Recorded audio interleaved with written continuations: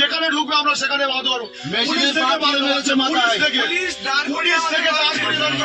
Police থেকে আমাদের মার খাচ্ছে, পুলিশ কিছু বলে না। ভাঙড়ে আইএসএফ ও তৃণমূলের সংঘর্ষ, বোমাবাজির অভিযোগ ঘিরে তীব্র উত্তেজনা। ভাঙড়ের রাজনৈতিক সংঘর্ষকে কেন্দ্র করে চরম উত্তেজনা ছড়ালো এলাকায়। ঘটনাটি ঘটেছে ভাঙড় 2 নম্বর ব্লকের কাটারাঙ্গা এলাকায়।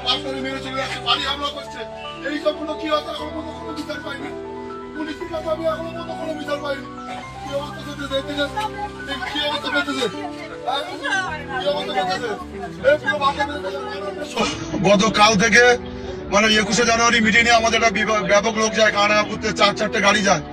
এখানে ওনারা কদিন ধরে বাড়িতে বাড়িতে গিয়ে হুমকি দিচ্ছে। আমাদের ছেলেরা বলে সেখানে প্রতিবাদ করতে হুমকি কেন দিচ্ছি, ওরা এসে লাঠি ছোটা বোম বন্দুক গুলি নিয়ে এসে আমাদের ছেলের উপর হামলা করে। এমনকি একজন পঞ্চায়েত সমিতি ইলেক্টেড ক্যান্ডিডেটের আগেও হামলা হয়েছে, তারা পুলিশ করে স্টেপ লাইনে এখনো পর্যন্ত পুলিশ থেকে এখানে মার খাওয়ানো হচ্ছে। আমার বাপ থেকে শুরু করে, ভাই থেকে শুরু করে, মাদার থেকে শুরু করে, ওরা আমাকে পায়নি, এই হিসাবে এসে বাড়ি এসে হামলা করে মারছে। আমাদের 4 থেকে 5 জন আহত হয়েছে, আরো কয়েকজন আহত হয়েছে। কেন মারা হলো? এত হামলাকারী কেন? তৃণমূলরা কেন? এরা কি পেয়েছে? আমি পুলিশকে 4টে পর্যন্ত সময় দিয়েছি।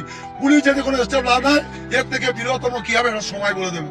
আমরা এসআইয়ের ফর্ম এসছে আমাদের প্রাইমারি স্কুলে, ডিএলও ওরা ফর্ম বিলি করছে, আমরা আনতে তুলতে গিয়েছিলাম। এমত অবস্থায় আইএসএফ এর টিম যে ওখানে মজুদ ছিল, ওরা তৈরি ছিল। আমরা দুই চাচা বাবা আখের আলী এবং আমি মানে স্কুলে, প্রাইমারি স্কুলের দিকে যাচ্ছিলাম। ওখানে স্পটে আমাদেরকে ধরে আচমকায় মারধর, গাড়ি থেকে ট্রেনে ফেলে দাবিয়েছে, রুলের বাট দিয়ে ঘাড়ে মাথায় যার যেখানে পেরেছে মেরেছে। আপনাদের কজনকে মারধর করা হয়েছে? আমাদেরকে 4 জনকে, আচ্ছা, 5 জন রাকেশ আছে, 5 জনকে মারধর করা হয়েছে। 5 জনকে মারধর করা হয়েছে। হ্যাঁ।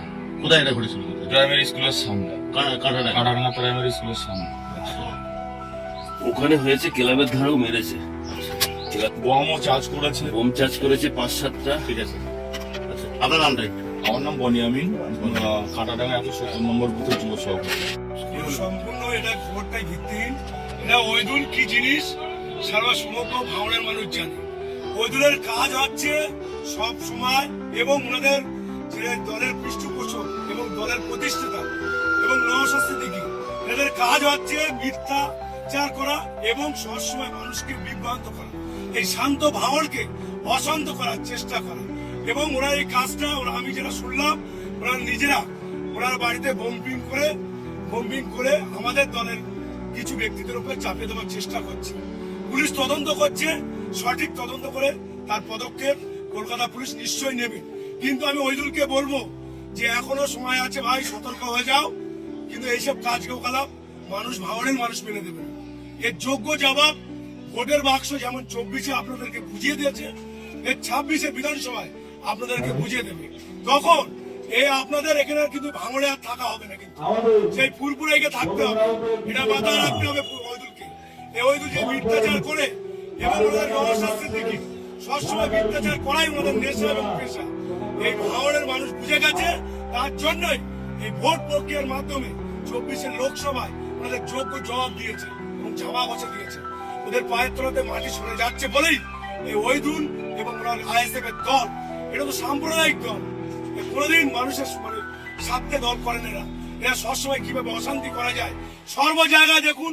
ওদের মিথ্যাচার ছাড়া কোনো কাজ নেই, এদের মিথ্যাচারই দলটা তো জন্ম।